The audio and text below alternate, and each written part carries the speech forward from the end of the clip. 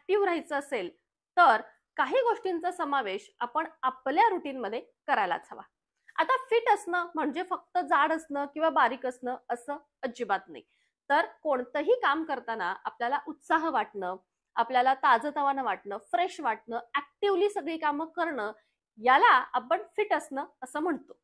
पण जर तुम्हाला काम करताना सतत कंटाळवाणा वाटत असेल, कोणतंही काम करायचा मूड येत नसेल किंवा सतत काहीतरी आजारपण चालू असेल, याचाच अर्थ काहीतरी गडबड आहे. आणि ही गडबड सुरू कुठून होते? तर पोटातून.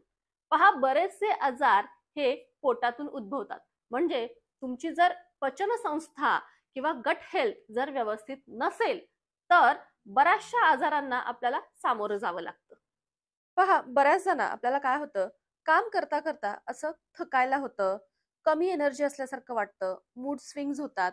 कधी कधी बरेचसे प्रॉब्लेम्स असतात, जसं की केस गळणे किंवा एखादी स्किन रिलेटेड समस्या असणे, उगाच ऍसिडिटी होते, म्हणजे असे काही छोटे मोठे प्रॉब्लेम्स चालू राहतात. आणि मग काय होतं, आपल्याला अजिबात काम करण्याची इच्छा होत नाही आणि मग त्यातूनच कधी कधी असं डिप्रेशन देखील येतं. हे सगळं कशामुळे होतं माहितीये का? आपल्या शरीरात विटॅमिन B12 जर कमी पडलं तर हे असं होतं. आणि हेच विटॅमिन B12 आपल्या शरीरात असणारे गुड बॅक्टेरियाज तयार करतात. मग हेच गुड बॅक्टेरियाज ऍक्टिव्हली काम करण्यासाठी पहिल्यांदा आपलं पोट साफ असायला हवं. मग हीच आपली पचनसंस्था व्यवस्थित चालण्यासाठी मी तुम्हाला फक्त 4 आसनं सांगणार आहे, जी आपण रोज करायची आहेत. ही 4 आसनं म्हणजे वज्रासन, मत्स्येंद्रासन, बालासन आणि भुजंगासन. रोज जर का तुम्ही ही आसनं केलीत ना, तर डायजेस्टिव्ह सिस्टीम सुरळीत चालण्यासाठी याची फार मदत होईल. पण आता याच बरोबर आपल्या खाण्यापिण्यात सुद्धा आपण काही छोटे मोठे बदल करायचेच आहेत. पण त्याआधी पण तुम्हाला ऍसिडिटी, अपचन यासारखे प्रॉब्लेम्स जर नेहमीच येत असतील तर तुम्ही हे मोरिंगा अँटीऑक्सिडंट इफर्वसंट टॅबलेट्स ट्राय करू शकता. यामुळे तुम्हाला झटपट आराम मिळेल. गट डिटॉक्स करण्यासाठी आणि डायजेशन इम्प्रूव्ह करण्यासाठी ब्लूमचे मोरिंगा अँटीऑक्सिडंट इफर्वसंट टॅबलेट एक नॅचरल आणि पॉवरफुल सप्लिमेंट आहे. यामध्ये आहे moringa leaf powder and essential superfood natural antioxidants with lemon flavour, ज्यामुळे तुमची गट हेल्थ इम्प्रूव्ह होते आणि इंटेस्टाइन मधली न्यूट्रिएंट ॲब्सॉर्प्शन कपॅसिटी वाढते. यात असणारे मोरिंगा लीव्स, आवळा आणि विटॅमिन B12 हे नॅचरली सिस्टीम मध्ये ॲब्झॉर्ब होतात आणि गट लाइनिंग रिपेअर करतात. फूड मध्ये फायबर ऍड करतात आणि इम्प्रूव्ह्स द गट मायक्रोबायोम. तुम्ही जर रोज ही टॅबलेट घेतलीत तर तुमच्या शरीरातले टॉक्झिन्स बाहेर पडतील, डायजेस्टिव्ह पॉवर वाढेल आणि कोणत्याही डिझीज बरोबर फाईट करण्याची गटची पॉवर देखील वाढेल.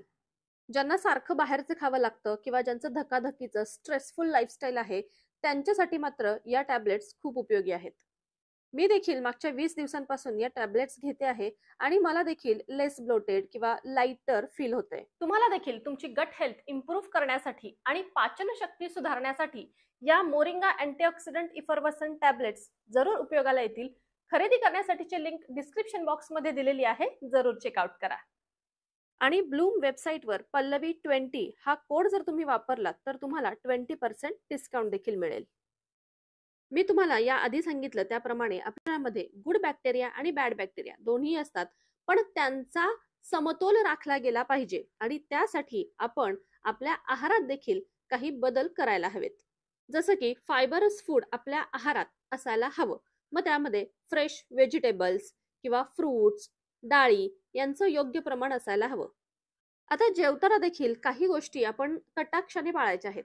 त्या म्हणजे उगाचच टीव्ही बघत बसणे किंवा मोबाईल बघणे, पुस्तक वाचत बसणे, या गोष्टी जेवताना टाळायच्या आहेत. आपलं पूर्ण कॉन्सन्ट्रेशन, फोकस हा आपल्या जेवणावरतीच हवा. यामुळे काय होईल, अगदी सावकाश आणि प्रमाणात खाल्लं जाईल. आपलं पोट कधी भरलंय हे देखील आपल्या लक्षात येईल, ज्यामुळे ओव्हर इटिंग होणार नाही. फक्त एवढंच लक्षात ठेवायचं की पोट 100% भरायचंच नाहीये. 80% आपलं पोट भरलं की तिथेच जेवण थांबवायचं आहे. म्हणजे तेवढंच ताटात वाढून घ्यायचं जेवढं गरजेचं आहे.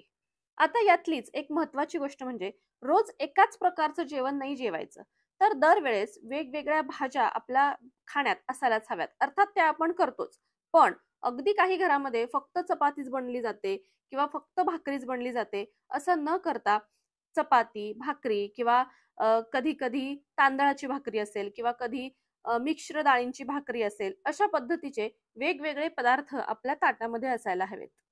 प्रोबायोटिक फूड मात्र आपल्या जेवणामध्ये रोज इन्क्लूड करायचे, जे गुड बॅक्टेरिया वाढवण्यासाठी मदत करतात. जसं की दही, ताक, तूप हे रोज आपल्या जेवणामध्ये असायला हवं. दुपार जेवणात दही असेल तर रात्रीच्या जेवणात ताक घ्या, ब्रेकफास्ट करताना तूप घ्या, असं वेगवेगळ्या पद्धतीनं. आणि सगळ्यात महत्वाचं म्हणजे जेवण झाल्यानंतर थोडी तरी बडीशेप तोंडात टाका, म्हणजे छान जेवण पचेल.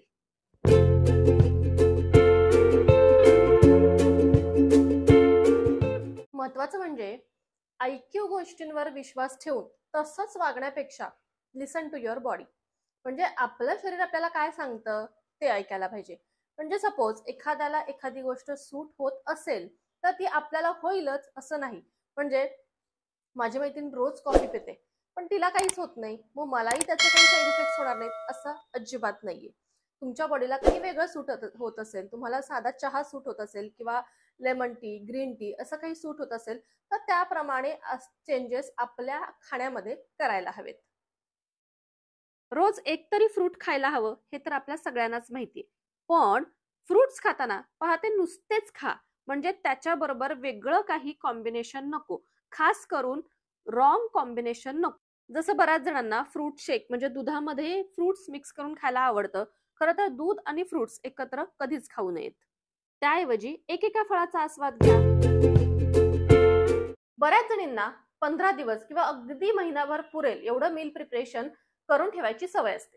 आता हे केलेलं प्रिपरेशन आपण जरी फ्रीज मध्ये ठेवत असलो, दिसायला जरी ते फ्रेश दिसत असलं तरी सुद्धा ते फूड शिळं झालेलं असतं आणि शिळं फूड कधीही पचायला जड असतं, त्यामुळे ते लवकर पचत नाही आणि जेवढं फूड शिळं होईल तेवढे तेवढे त्यातले न्यूट्रिएंट्स हे कमी होत जातात.